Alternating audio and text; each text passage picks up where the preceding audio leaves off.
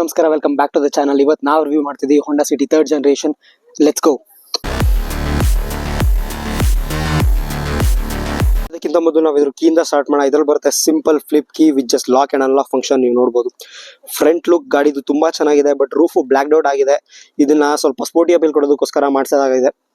ಇನ್ನು ನಾವು ಫ್ರಂಟ್ ಈ ಲುಕ್ ಬಂದ್ವಿ ಅಂತಂದ್ರೆ ನೋಡಬಹುದು ಎಷ್ಟು ಚೆನ್ನಾಗಿದೆ ಅಂತ. ಈ ಗ್ರಿಲ್, ಟ್ರೈ ಗ್ರಿಲ್ ಲುಕ್ನೇ ಚೇಂಜ್ ಮಾಡುತ್ತೆ ಕಂಪ್ಲೀಟ್ ಆಗಿ. ಇಂಜಿನ್ ಬೇಕ್ ಬಂದ್ವಿ ಅಂತ ಅಂದ್ರೆ ಇದರಲ್ಲಿದೆ the famous 1.5 litre iVTEC petrol engine. ಇದು ಪ್ರೊಡ್ಯೂಸ್ ಮಾಡುತ್ತೆ 118 PS and 146 Nm of torque. Washer fluid ನಾವು ಇಲ್ಲಿ ಹಾಕ್ತಿವಿ. ಇನ್ನ ಹೆಡ್ಲೈಟ್ ಬಂದ್ವಿ ಅಂತಂದ್ರೆ ಇದು ಕಂಪ್ಲೀಟ್ಲಿ ಹ್ಯಾಲೋಜನ್ ಯೂನಿಟ್, ಯಾವುದೇ ತರಹದ LED ಬರೋದಿಲ್ಲ ಇದರಲ್ಲಿ high beam and low beam ಎರಡು ರಿಫ್ಲೆಕ್ಟರ್ ಬೇಸ್ಡ್ ನಿಮ್ಗೆ ಇಂಡಿಕೇಟರ್ ಕಾಣ್ತಿರ್ಬೋದು. ಇನ್ ಕೆಳಗಡೆ ಇಲ್ಲಿ ಫಾಗ್ ಲ್ಯಾಂಪ್ ಇದೆ. ಇನ್ನು ನಾವು ಸೈಡ್ ಪ್ರೊಫೈಲ್ ಬಂದ್ವಿ ಅಂತಂದ್ರೆ ಟಿಪಿಕಲ್ ಸೆಡಾನ್ ಡಿಸೈನ್. ಹಿಂದ್ಗಡೆ ನೋಡಬಹುದು ನೀವು ಸ್ಲೋಪಿಂಗ್ ಡಿಸೈನ್ ಎಷ್ಟು ಚೆನ್ನಾಗಿ ಕಾಣುತ್ತೆ ಅಂತ. ಸೈಡ್ ಲುಕ್ ತೋರಿಸ್ತೀನಿ ನಾನು ಇದ್ರದ್ದು. ಅಲಾಯ್ ವೀಲ್ಸ್ ಬಗ್ಗೆ ಮಾತಾಡಬೇಕು ಅಂದ್ರೆ ಇದು 15 ಇಂಚ್ ಅಲಾಯ್ ವೀಲ್ಸ್. ಇದರಲ್ಲಿ 5 ಸ್ಪೋಕ್ 15 ಇಂಚ್ ಅಲಾಯ್ ವೀಲ್ಸ್ ಬರುತ್ತೆ. ವೀಲ್ ಸೈಜ್ 185/65 R15, ಬಟ್ ಕಂಪ್ನಿಯಿಂದ ಬರ್ತಿದೆ ಇದು 175/65 R15. ಫೆಂಡರ್ಸ್ ಅಲ್ಲಿ ಇಂಡಿಕೇಟರ್ಸ್ ಇದೆ. ಹಾಗೆ ಓವರ್ ವಿಎಮ್ಸ್ ಬಾಡಿ ಕಲರ್ಡ್ ಆಗಿದೆ. ನಮ್ಮ ಇಂಡಿಯನ್ಸ್ಗೆ favourite chrome, so chrome door handles ಕೊಟ್ಬಿಟ್ಟಿದ್ದಾರೆ. ಇಲ್ಲೊಂದು ಲೈನ್ ಕಾಣ್ತಿರ್ಬೋದು ನೀವು ಎಷ್ಟು ಚೆನ್ನಾಗಿ ಕಾಣುತ್ತೆ ಅಂತ. ಫ್ರಂಟ್ ಇಂದ ಬ್ಯಾಕ್ ಗಂಟನೂ ಆ ಲೈನ್ ಹಂಗೆ ಫ್ಲೋ ಆಗುತ್ತೆ. ಇನ್ನು ನಾವು ರಿಯರ್ ಲುಕ್ ಬಂದ್ವಿ ಅಂತ ಅಂದ್ರೆ ರಿಯರ್ ಲುಕ್ ಅಲ್ಲಿ ನೀವು ನೋಡಬಹುದು ಅದು ಕೂಡ ಅಷ್ಟೇ ಚೆನ್ನಾಗಿದೆ. ಇದು ಸಹ ಕಂಪ್ಲೀಟ್ಲಿ ಹ್ಯಾಲೋಜನ್ ಬೇಸ್ಡ್, ಯಾವುದೇ ತರಹದ LEDs ಇಲ್ಲ. ಇದು ಇಲ್ಲಿರೋ ಬ್ರೇಕ್ ಲ್ಯಾಂಪ್, ಇದು ರಿವರ್ಸ್ ಲೈಟ್ಸ್, ಇಂಡಿಕೇಟರ್ಸ್ ಅಂಡ್ ಇದು ರಿಫ್ಲೆಕ್ಟರ್ಸ್. ಬೂಟ್ ಸ್ಪೇಸ್ ನ ಓಪನ್ ಮಾಡೋ ರೀತಿಲಿ ಸ್ವಲ್ಪ ಕೊರತೆ ಇದೆ, ಯಾಕಂದ್ರೆ ಇಲ್ಲಿ ಯಾವುದೇ ತರಹದ ಡೆಡಿಕೇಟೆಡ್ ಬಟನ್ ಇಲ್ಲ. ಸೊ ನೀವು ಓಪನ್ ಮಾಡಬೇಕು ಅಂದ್ರೆ ಡ್ರೈವರ್ ಸೈಡ್ ಇಂದ ಓಪನ್ ಮಾಡಬೇಕು, ಇಲ್ಲಾಂದ್ರೆ ಕೀ ಹಾಕಿ ಓಪನ್ ಮಾಡಬೇಕು. ನೀವು ಬೂಟ್ ಸ್ಪೇಸ್ ಅಲ್ಲಿ ಓಪನ್ ಮಾಡೋ ಮೆಥಡ್ ಕೊರತೆ ಇದೆ ಅಂತ ಬೂಟ್ ಸ್ಪೇಸ್ ಅಲ್ಲಿ ಯಾವುದೇ ರೀತಿಯಾದ ಕೊರತೆ ಇಲ್ಲ. ನೀವು ನೋಡಬಹುದು massive 506 litres of boot space ಸಿಗುತ್ತೆ. ಸೊ ಕಾರು 5 ಸೀಟರ್ ಆಗಿರೋದ್ರಿಂದ ಇನ್ನಿಬ್ರನ್ನ ಕೂರಿಸ್ತೀನಿ ಅಂದ್ರೆ ನೋಡಿ ಇಲ್ಲಿ ಕೂರಿಸಬಹುದು ಯಾರನ್ನುವೆ. ಇನ್ನ ಸ್ಪೇರ್ ವೀಲ್ ಬಗ್ಗೆ ಮಾತಾಡೋದಾದ್ರೆ ಫುಲ್ ಸೈಜ್ ಸ್ಪೇರ್ ವೀಲ್ ಬರುತ್ತೆ, ಬಟ್ ಅಲಾಯ್ ವೀಲ್ ಸಿಗೋದಿಲ್ಲ. ಇಲ್ಲಿ ಹೈ ಮೌಂಟೆಡ್ ಸ್ಟಾಪ್ ಲ್ಯಾಂಪ್ ಹಾಗೂ ರಿಯರ್ ಡಿಫಾಗರ್ ಇಲ್ಲಿ ಸಿಗುತ್ತೆ. ಶಾರ್ಕ್ ಫಿನ್ ಆಂಟಿನಾ ಸಹ ಸಿಗುತ್ತೆ ಕಾರಲ್ಲಿ. ಎಕ್ಸಾಸ್ಟ್ ನೋಡಬಹುದು, ಎಕ್ಸಾಸ್ಟ್ ಇಲ್ಲಿದೆ. ಇನ್ನು ನಾವು ಫ್ಯೂಲ್ ಬಗ್ಗೆ ಮಾತಾಡ್ತೀವಿ ಅಂತಂದ್ರೆ ಫ್ಯೂಲ್ ಲಿಡ್ ಓಪನ್ ಮಾಡೋ ಮೆಥಡ್ ಇದು. ಕಾರ್ ಅನ್ಲಾಕ್ ಆಗಿದಾಗ ಮಾತ್ರ ಇದು ಓಪನ್ ಆಗೋದು, ಕಾರ್ ಲಾಕ್ ಆಗಿದಾಗ ಓಪನ್ ಆಗಕ್ಕೆ ಹೋಗೋದಿಲ್ಲ ಇದು. ಅಂಡ್ ಒಳಗಡೆ ಯಾವುದೇ ಆದಂತ ಡೆಡಿಕೇಟೆಡ್ ಬಟನ್ ಇಲ್ಲ ಇದನ್ನ ಓಪನ್ ಮಾಡೋದಕ್ಕೋಸ್ಕರ. ಇನ್ನು ನಾವು ಇಂಟೀರಿಯರ್ ಬರೋಣ. ಇಂಟೀರಿಯರ್ ರಿಯರ್ ಡೋರ್ ಇಂದ ಸ್ಟಾರ್ಟ್ ಮಾಡೋಣ. ರಿಯರ್ ಡೋರ್ ಬರ್ತಿದಂಗೆ ಇಲ್ಲಿ ಯಾವುದೇ ಅಂತ ಡೋರ್ ಪಾಕೆಟ್ ಸಿಗಲ್ಲ, ಬಟ್ ಇಲ್ಲೊಂದು ಸಣ್ಣ ಕಬಿ ಸ್ಪೇಸ್ ಸಿಗುತ್ತೆ. ಪವರ್ ವಿಂಡೋ ಕಂಟ್ರೋಲ್ ಸಿಗುತ್ತೆ. ಲಾಕ್ ಅಂಡ್ ಅನ್ಲಾಕ್ ಹಾಗೂ ಡೋರ್ ಓಪನ್ ಮಾಡೋ ಫಂಕ್ಷನ್ ಸಿಗುತ್ತೆ. ಹಿಂದ್ಗಡೆ ಹೆಡ್ ರೆಸ್ಟ್ ಅಡ್ಜಸ್ಟಬಲ್ ಬರೋದಿಲ್ಲ, ಫಿಕ್ಸ್ ಹೆಡ್ ರೆಸ್ಟ್ ಬರುತ್ತೆ, but arm rest with twin cup holders ಬರುತ್ತೆ.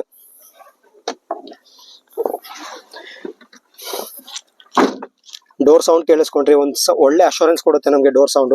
ಇಲ್ಲಿ ಮ್ಯಾಗ್ಝಿನ್ ಹೋಲ್ಡರ್ಸ್ ಬರುತ್ತೆ, ಸ್ವಲ್ಪ ಸ್ಕೂಪ್ ಡೌನ್ ಆಗಿದೆ ರಿಯರ್ ಸೀಟ್ಸ್. ಹಾಗೆ ನೀರು ತುಂಬಾ ಚೆನ್ನಾಗಿದೆ. ನೀರು ನನ್ನ ಹೈಟು 5'7", ಸೊ 5'7" ನಂಗೆ ಅಂಡರ್ ಥೈ ಸಪೋರ್ಟ್ ಆಗಲಿ ಹಾಗೆ ನೀರು ಆಗಲಿ ಯಾವುದೇ ತರ ಪ್ರಾಬ್ಲಮ್ ಇಲ್ಲ. ಆಲ್ಮೋಸ್ಟ್ 6 ಫೀಟ್ ಗಂಟೆ ನೀವು ಕಂಫರ್ಟಬಲ್ ಆಗಿ ಕೂರ್ಬೋದು. ಆರ್ಮ್ ರೆಸ್ಟ್ ಇರೋದ್ರಿಂದ ನಿಮ್ಗೊಂದು ಆರಾಮಾಗಿ ಕೈ ಇಟ್ಕೊಳ್ಳೋಕೆ ಒಂದು ಜಾಗ ಸಿಗುತ್ತೆ. ಇಲ್ಲೊಂದು ಕಪ್ ಹೋಲ್ಡರ್ ಸಿಗುತ್ತೆ. ಹಾಗೂ ಹೆಡ್ ರೂಮ್ ಬಗ್ಗೆ ಮಾತಾಡೋದಾದ್ರೆ ಹೆಡ್ ರೂಮ್ ನನ್ನ ಹೈಟ್ 5'7", ಸೊ ನಂಗೆ ಸಫಿಷಿಯಂಟ್ ಇದೆ.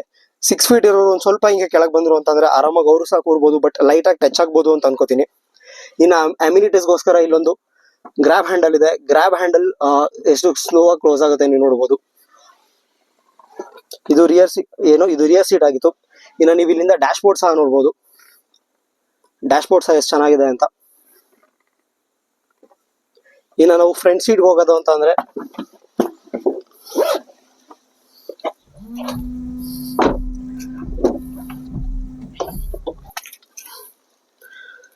Driver seat height adjustable function ಬರುತ್ತೆ. ಇದು ರಿಕ್ಲೈನ್ ಫಂಕ್ಷನ್ ಹಾಗೂ ಇದು ಬೂಟ್ ಓಪನ್ ಮಾಡುವಂತ ಜಾಗ. ಬೂಟ್ ಓಪನ್ ಮಾಡೋದಕ್ಕೆ ಲಿವರ್ ಇಲ್ಲಿ ಕೊಟ್ಟಿದ್ದಾರೆ. ನೀವು ಇಲ್ಲಿ ನೋಡಬಹುದು ಡೋರ್ ಪಾಕೆಟ್ ಸಹ ಸಿಗುತ್ತೆ. ರಿಯರ್ ಅಲ್ಲಿ ಡೋರ್ ಪಾಕೆಟ್ ಮಿಸ್ ಆಗಿದ್ದು, ಸೊ ಫ್ರಂಟ್ ಅಲ್ಲಿ ಸಿಕ್ಕಿದೆ. 4 ವಿಂಡೋ ಸಹ ಪವರ್ ವಿಂಡೋ ಬರುತ್ತೆ, ಬಟ್ ಡ್ರೈವರ್ ಸೀಟ್ ಮಾತ್ರ 1 ಟಚ್ ಡೌನ್ ಬರುತ್ತೆ. ವಿಂಡೋ ಚೈಲ್ಡ್ ಲಾಕ್ ಇದು. ಹಾಗೆ ಇದು ಔಟ್ಸೈಡ್ ORVM ನ ಕಂಟ್ರೋಲ್ ಮಾಡೋದಕ್ಕೋಸ್ಕರ. ORVM ಯಾವುದೇ ತರಹ ಅನ್ಲಾಕ್ ಅಥವಾ ಮಾಡಿದಾಗ ORVMs ಫೋಲ್ಡ್ ಆಗೋದು ಅಥವಾ ಅನ್ಫೋಲ್ಡ್ ಆಗೋದು ಯಾವುದೇ ತರ ರೀತಿಯ ಫಂಕ್ಷನ್ ಇಲ್ಲ, ಬಟ್ ಎಲೆಕ್ಟ್ರಿಕಲಿ ಒಳಗಿಂದ ಅಡ್ಜಸ್ಟ್ ಮಾಡಬಹುದು. ಕಂಪ್ಲೀಟ್ಲಿ ಸೀಟ್ ನ ಹಿಂದೆ ಮಾಡ್ತೀನಿ ನಿಮ್ಗೆ, ಯಾಕಂದ್ರೆ ನೀಟಾಗಿ ಡ್ಯಾಶ್ ಬೋರ್ಡ್ ಕಾಣಿಸ್ಬೇಕು. ಡ್ಯಾಶ್ ಬೋರ್ಡ್ ಸ್ಟೇರಿಂಗ್ ವೀಲ್ ನೋಡಬಹುದು. ಸ್ಟೇರಿಂಗ್ ವೀಲ್ ಅಲ್ಲಿ ಒಂದು ಒಳ್ಳೆ ಗ್ರಿಪ್ ಇದೆ. ಇನ್ನ ನೆಕ್ಸ್ಟ್ ಕೀ ಆಗ್ತಿದ್ದಂಗೆ ಗಾಡಿ ರೋಸ್ ಟು ಲೈಫ್. ಇಲ್ಲಿ ಎ ಸಿ ವೆಂಟ್ಸ್ ನೋಡ್ಬೋದು ನೀವು. ಎ ಸಿ ವೆಂಟ್ಸ್ ನಾನು ಹೇಳ್ತೀನಿ, A C is a complete ಚಿಲ್ಲರ್. ಫ್ಯಾನ್ ಸ್ಪೀಡ್ 1 ಅಲ್ಲಿ ಇತ್ತು ಅಂತಂದ್ರೂ ಒಂದು 5-10 ಕಿಲೋಮೀಟರ್ಸ್ ಅಲ್ಲಿ ಚಳಿ ಆಗೋದಕ್ಕೆ ಸ್ಟಾರ್ಟ್ ಆಗುತ್ತೆ, ಅಷ್ಟು ಚಿಲ್ಲರ್ ಆಗಿದೆ ಎ ಸಿ. ಇನ್ನು ಇಲ್ಲಿ ನೋಡ್ಬೋದು head lamp control head lamp level control ಮಾಡೋದು. ಇಲ್ಲೊಂದು ಸ್ಮಾಲ್ ಕಬಿ ಸ್ಪೇಸ್ ಇದೆ. ಇಲ್ಲಿ ಡ್ರೈವರ್ಗೆ ಆರ್ಮ್ರೆಸ್ಟ್ ಇದೆ, ಬಟ್ ಇದು ಸ್ಲೈಡ್ ಆಗೋದಿಲ್ಲ. ಬಟ್ ಒಳಗಡೆ ಸಣ್ಣ ಸ್ಟೋರೇಜ್ ಸ್ಪೇಸ್ ಇದೆ. 5 ಸ್ಪೀಡ್ ಮ್ಯಾನ್ಯುಯಲ್, ಇದು ಹ್ಯಾಂಡ್ ಬ್ರೇಕ್. ಇಲ್ಲಿ 2 ಟ್ವಿನ್ ಕಪ್ ಹೋಲ್ಡರ್ಸ್ ಇದೆ ಹಾಗೂ ಒಂದು 12 ವೋಲ್ಟ್ ಸಾಕೆಟ್ ಇದೆ. A C manual. ನೀವು ಆ ಟೈಮಲ್ಲಿ ಯಾವುದೇ ವೇರಿಯಂಟ್ ತಗೊಂಡ್ರು ಎ ಸಿ ಆಟೋಮೆಟಿಕ್ ಬರ್ತಿರಲಿಲ್ಲ. ಇದೊಂದು after market unit. Hazard lamp. ಇಲ್ಲಿ ನೀವು ಇನ್ನ MID ನೋಡ್ತೀರಾ ಅಂತಂದ್ರೆ MID ಇಲ್ಲಿ ಡಿಸ್ಟೆನ್ಸ್ ಟು ಎಂಟಿ, ಓಡೋಮೀಟರ್ ಹಾಗೂ ಟ್ರಿಪ್ ನೋಡ್ಬೋದು, ಸ್ಪೀಡೋಮೀಟರ್, ಫ್ಯೂಲ್ ಲೆವೆಲ್ ಹಾಗೂ RPM ಗೇಜ್ ಇದೆ ಇಲ್ಲಿ. ಇನ್ನ ಆ ಕಡೆ ಕಬಿ ಸ್ಪೇಸ್ ಅಥವಾ ಗ್ಲೌ ಬಾಕ್ಸ್ ಬರ್ತೀರಾ ಅಂದ್ರೆ ಗ್ಲೌ ಬಾಕ್ಸ್ ಸಹ ಸಫಿಶಿಯಂಟ್ ಆಗಿದೆ. ಈ ಕಾರಲ್ಲಿ ಸೇಫ್ಟಿಗಾಗಿ ABS ಮತ್ತೆ 2 ಏರ್ ಬ್ಯಾಗ್ಸ್ ಬರ್ತಾ ಇತ್ತು. ಇದು IRVM ಹಾಗೂ ಡ್ರೈವರ್ ಮತ್ತೆ ಕೋ ಡ್ರೈವರ್ಗೆ ಸನ್ಬ್ಲೈಂಡ್ ಸಹ ಬರುತ್ತೆ, ಬಟ್ ಕೋ ಡ್ರೈವರ್ಗೆ ಮಿರರ್ ಜೊತೆ ಬರುತ್ತೆ. ಕ್ಯಾಬಿನ್ ಲೈಟ್ ಸಹ ಇದೆ ಇಲ್ಲಿ. ಕ್ಯಾಬಿನ್ ಲೈಟ್ ಸಹ ಪೂರ್ತಿ ಕ್ಯಾಬಿನ್ ಅಲ್ಲಿ ಲೈಟ್ ಮಾಡುತ್ತೆ, ಬಟ್ ಸೆಂಟ್ರಲ್ಲಿ ಒಂದೇ ಒಂದು ಬರೋದು. ಹಾಗೆ ಹೇಳ್ದಂಗೆ ಈ ಕಾರಲ್ಲಿ 6 ಸ್ಪೀಕರ್ ಯೂನಿಟ್ ಬರ್ತಿತ್ತು. 6 ಸ್ಪೀಕರ್ ಯೂನಿಟ್, 4 ಸ್ಪೀಕರ್ಸ್ ಮತ್ತೆ 2 ಟ್ವೀಟರ್ಸ್. ನೀವು ಈ ಕಡೆ ORVM ಅಥವಾ IRVM ನೋಡ್ಬೋದು. ಇದಾಗಿತ್ತು ಕಾರ್ನ ಇಂಟೀರಿಯರ್. ಸೊ ಈಗ ಡ್ರೈವ್ ಇಂಪ್ರೆಷನ್ ನೋಡೋಣ, ಲೆಟ್ಸ್ ಗೋ.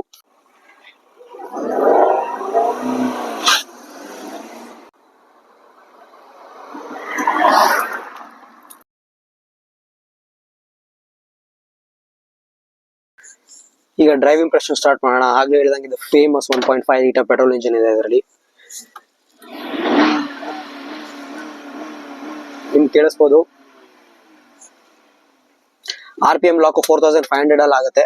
4500 RPM ಲಾಕ್ ಆಗುತ್ತೆ. ಸ್ಲೋ ಆಗಿ ಗಾಡಿನ ಮೂವ್ ಮಾಡೋಣ.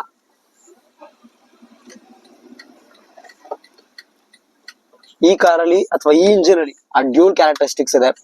ಏನು ಅಂತ ಅಂದ್ರೆ, ನೀವು ಎಲ್ಲಿವರೆಗೂ ಸ್ಮೂತ್ ಆಗಿ ನೀವು ರೋಡ್ ನೋಡ್ಬೋದು, ಸ್ಮೂತ್ ಇದೆ. ಸ್ಮೂತ್ ಆಗಿ ಓಡಿಸೋರ್ಗು 2000 to 3000 RPM ಅಲ್ಲಿ ಗಾಡಿ ಸ್ಮೂತ್ ಆಗಿ ಹೋಗುತ್ತೆ. ಬಟ್ ನೀವ್ ಎಂಜಾಯ್ ಮಾಡಬೇಕು ಅಂತ ಅಂದ್ರೆ ಫಸ್ಟ್ ಗೇರ್,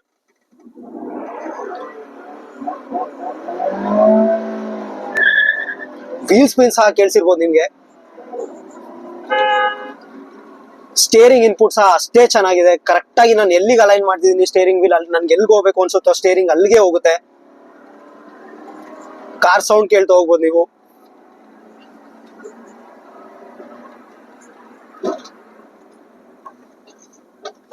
ಸೊ ಇದು ಒಂದು ಡ್ರೈವರ್ ಪ್ಲೆಜರ್ ಕಾರ್ ಅಂತ ಹೇಳ್ಬೋದು.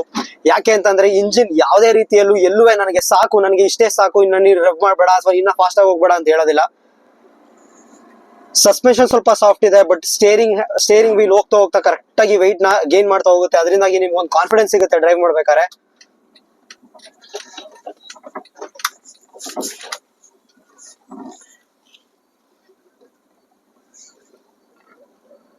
ಆಗ್ಲೇ ಹೇಳಿದೆ, ಗಾಡಿನ ನೀವು ಸ್ಮೂತ್ ಆಗಿ 2000 to 3000 RPM ಅಲ್ಲಿ ಶಿಫ್ಟ್ ಮಾಡ್ತೀನಿ ಅಂತಂದ್ರೆ ಗಾಡಿ ಸ್ಮೂತ್ ಆಗಿ ಹೋಗುತ್ತೆ. ನಿಮ್ಗೆ ಎಲ್ಲಿಗೆ ಬೇಕು ಆರಾಮಾಗಿ ಕರ್ಕೊಂಡು ಹೋಗುತ್ತೆ. ಗಾಡಿ ಓಡಿಸೋದಕ್ಕೆ ತುಂಬಾ ಕಂಫರ್ಟಬಲ್ ಆಗಿದೆ. ಇಂಜಿನ್ ಸಹ ಅಷ್ಟೇ ಲೈಟ್ ಆಗಿ ಹ್ಯಾಂಡಲ್ ಮಾಡ್ತಾ ಹೋಗುತ್ತೆ. ಬಟ್ ಒನ್ಸ್ ನನ್ಗೀಗ ಸ್ಪೀಡ್ ಬೇಕು, ನಾನ್ ಫಾಸ್ಟ್ ಆಗಿ ಹೋಗ್ಬೇಕು ಅಥವಾ ನಾನ್ ಡ್ರೈವಿಂಗ್ ನ ಎಂಜಾಯ್ ಮಾಡಬೇಕು ಅಂತಿದಂಗೆ ನೋಡಿ, ಸ್ಪೀಡ್ ಲಿಮಿಟ್ 60 ಅಷ್ಟಲ್ಲೇ ಮೇಂಟೈನ್ ಮಾಡಿ, ಅಷ್ಟಲ್ಲೇ ಸಹ ಎಂಜಾಯ್ ಮಾಡಬಹುದು.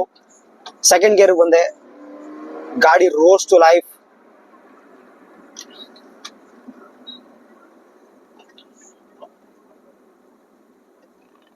ಸೊ ಈ ಡ್ಯೂಲ್ ಕ್ಯಾರೆಕ್ಟರಿಸ್ಟಿಕ್ಸ್ ಇಂಜಿನ್ ತುಂಬಾ ಚೆನ್ನಾಗಿದೆ.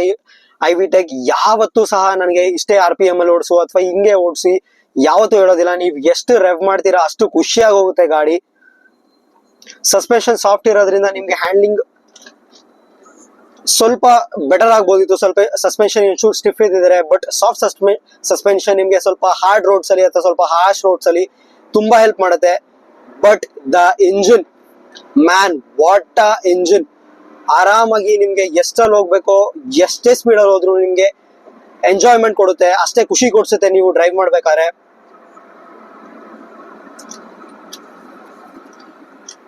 ಹಾಗೆ ಹೇಳ್ದಂಗೆ ಸಾಫ್ಟ್ ಸಸ್ಪೆನ್ಷನ್ ಇರೋದ್ರಿಂದ ಸ್ವಲ್ಪ ಬ್ಯಾಡ್ ರೋಡ್ಸ್ ಅಲ್ಲಿ ಹೋಗೋಣ.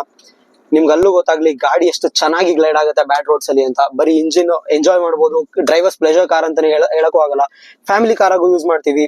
ಸೊ ಅದರಿಂದಾಗಿ ಸ್ವಲ್ಪ bad roads and ground clearance 160 mm. So ಅದು ಅಂತ ಏನ್ ಪ್ರಾಬ್ಲಮ್ ಇಲ್ಲ. ಎಲ್ಲಿವರೆಗೂ ಈ ಅನ್ಸೈಂಟಿಫಿಕ್ ಈಗ ಸುಮ್ನೆ ಎಲ್ಲೋ ಒಂದು ಹಂಸ ಹಾಕ್ಬೇಕು ಅಂತ ತುಂಬಾ ಎತ್ತರಕ್ಕೆ ಹಂಸ ಹಾಕಿರ್ತಾರಲ್ಲ, ಆ ಹಂಸಗಳು ಅಥವಾ ಆ ಬಂಪ್ಸ್ ಗಳು ಬಿಟ್ರೆ ಇನ್ನೆಲ್ಲೂ ಅಷ್ಟು ಈಸಿಯಾಗಿ ಗ್ರೌಂಡ್ ಕ್ಲಿಯರೆನ್ಸ್ ಪ್ರಾಬ್ಲಮ್ ಕೊಡೋದಿಲ್ಲ. ಸ್ವಲ್ಪ ಬ್ಯಾಡ್ ಪ್ಯಾಚ್ ಇದೆ. ಸೊ ಬ್ಯಾಡ್ ಪ್ಯಾಚ್ ಅಲ್ಲಿ ಯಾವುದೇ ರೀತಿಯಾದ ತೊಂದರೆ ಇಲ್ಲ. ಗಾಡಿ ಸಸ್ಪೆನ್ಷನ್ ಸಾಫ್ಟ್ ಇರೋದ್ರಿಂದ ತುಂಬಾ ಈಸಿಯಾಗಿ ಗ್ಲೈಡ್ ಆಗ್ತಾ ಹೋಗುತ್ತೆ. ಹಾಗೂ ಇಂಡಿಯನ್ ರೋಡ್ಸ್ ಗೆ ಅಂತ ಇನ್ನು ಹೇಳ್ತೀವಿ ನಾವು, ಇಂಡಿಯನ್ ರೋಡ್ಸ್ ಚೆನ್ನಾಗಿಲ್ಲ, ಸ್ವಲ್ಪ ಹೈಯರ್ ಗ್ರೌಂಡ್ ಕ್ಲಿಯರೆನ್ಸ್ ಬೇಕು, ನಮ್ಗೆ SUV ಬೇಕು, ಎತ್ತರ ಇರೋ ಗಾಡಿ ಬೇಕು, ಇಲ್ಲ ಟಚ್ ಆಗುತ್ತೆ ಅಂತ ಏನ್ ಪ್ರಾಬ್ಲಮ್ ಇಲ್ಲ.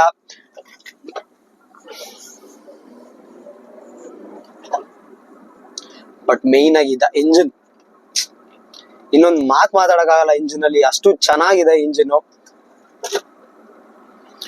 ಸುಮ್ನೆನಾ ಇದು ಇಷ್ಟೊಂದು ಲಾಂಗ್ ರನ್ನಿಂಗ್ ಇಂಜಿನ್. ನೀವು ಇಂಜಿನ್ ಆಲ್ಮೋಸ್ಟ್ 2008 ಇಂದ ಇದೆ. ಈಗಲೂ ಕರೆಂಟ್ಲಿ ಹೋಂಡಾಲ್ ಬರುವಂತ 2 ಮಾಡಲ್ಸ್ ಯೂಸ್ ಆಗುತ್ತೆ. ಬರದೇ 3 model, Amaze, City and Elevate. So Honda City ಮತ್ತೆ ಹೋಂಡಾ ಎಲಿವೇಟ್ ಎರಡರಲ್ಲೂ ಯೂಸ್ ಆಗುತ್ತೆ. Again hums no problem. 160 mm ಕಮ್ಮಿ ಎಲ್ಲ ಹೇಳ್ತಾರೆ, ಕಮ್ಮಿ 160 mm ಎಲ್ಲಿ ಕಮ್ಮಿ. ಅನ್ಸೈಂಟಿಫಿಕ್ ರೋಡ್ ಬಂಪ್ಸ್ ಇದೆ, ತುಂಬಾ ಎತ್ತರ ಇದೆ ಹಂಪ್ಸ್ ಅನ್ನೋ ಒಂದೇ ಒಂದು ಟೈಮಲ್ಲಿ ಟಚ್ ಆಗೋದು ಬಿಟ್ರೆ ಮಿಕ್ಕಿದ್ ಯಾವ ಟೈಮಲ್ಲೂ ಸಹ ಗಾಡಿ ಟಚ್ ಆಗೋದಿಲ್ಲ.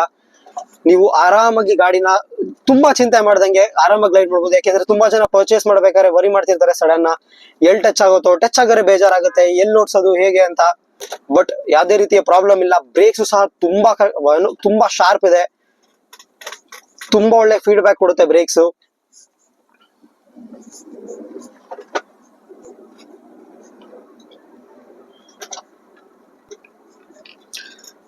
And it's a drive pleasure car. ನೀವ್ ಏನೇ ಹೇಳ್ಬೋದು, ಓಕೆ ಕಂಫರ್ಟಬಲ್ ಆಗಿ ಫ್ಯಾಮಿಲಿ ಯೂಸ್ ಇಟ್ಸ್ ದೇರ್. ನಾನ್ ಡ್ರೈವರ್ ಆಗಿ ಎಂಜಾಯ್ ಮಾಡ್ತೀನಿ ರೋಡ್ ನ, ಇಟ್ಸ್ ದೇರ್. ನಾನು ಗಾಡಿಯನ್ನ ರೆವ್ ಮಾಡ್ತೀನಿ, ಎಂಜಾಯ್ ಮಾಡ್ತೀನಿ. ನಂಗೆ ಸ್ಟೇರಿಂಗ್ ನಿಧಾನಕ್ಕೆ ವೆಯ್ಟ್ ಗೇನ್ ಆಗಿ ನಂಗೆ ಡೆಡಿಕೇಟೆಡ್ ಆಗಿ ಎಲ್ಲ ಹೋಗ್ತಿದೆ, ಪರ್ಫೆಕ್ಟ್ ಆಗ್ಬೇಕು, ಇಟ್ಸ್ ದೇರ್. ಇದು ಈ ಹೋಂಡಾ ಸಿಟಿನ ರಿವ್ಯೂ ಆಗಿತ್ತು. ಈ ವಿಡಿಯೋ ನಿಮ್ಗೆ ಇಷ್ಟ ಆಗಿದೆ ಇದನ್ನ ಲೈಕ್ ಮಾಡಿ, ನಿಮ್ ಫ್ರೆಂಡ್ಸ್ ಮತ್ತೆ ಫ್ಯಾಮಿಲಿಗೆ ಶೇರ್ ಮಾಡಿ, ಚಾನಲ್ ನ ಸಬ್ಸ್ಕ್ರೈಬ್ ಆಗೋದು ಮರಿಬೇಡಿ. ಇದೇ ತರ ನಿಮ್ ಕಾರ್ನು ಈ ಚಾನಲ್ ಫೀಚರ್ ಮಾಡ್ತೀರಾ ಅಥವಾ ನಿಮ್ ಓನರ್ಶಿಪ್ ಎಕ್ಸ್ಪೀರಿಯನ್ಸ್ ಶೇರ್ ಮಾಡ್ತೀರಾ ಅಂತಾನೆ ಕಮೆಂಟ್ ಬಾಕ್ಸ್ ಅಲ್ಲಿ ಮೆನ್ಷನ್ ಮಾಡಿ. ಆಗಲ್ಲ ಅಂದ್ರೆ ಡಿಸ್ಕ್ರಿಪ್ಷನ್ ಅಲ್ಲಿ ನನ್ನ ಇನ್ಸ್ಟಾಗ್ರಾಮ್ ಲಿಂಕ್ ಇದೆ, ಅಲ್ಲಿ ಹೋಗಿ ನಂಗೆ ಡೈರೆಕ್ಟ್ ಆಗಿ DM ಮಾಡಿ. ಕೊನೆಯದಾಗಿ ಹೆಲ್ಮೆಟ್ ಹಾಕೊಳ್ಳಿ, ಸೀಟ್ ಬೆಲ್ಟ್ ಹಾಕೊಳ್ಳಿ, ಸೇಫ್ ಆಗಿ ಓಡಿಸಿ, ಸೇಫ್ ಆಗಿರಿ. ಧನ್ಯವಾದಗಳು.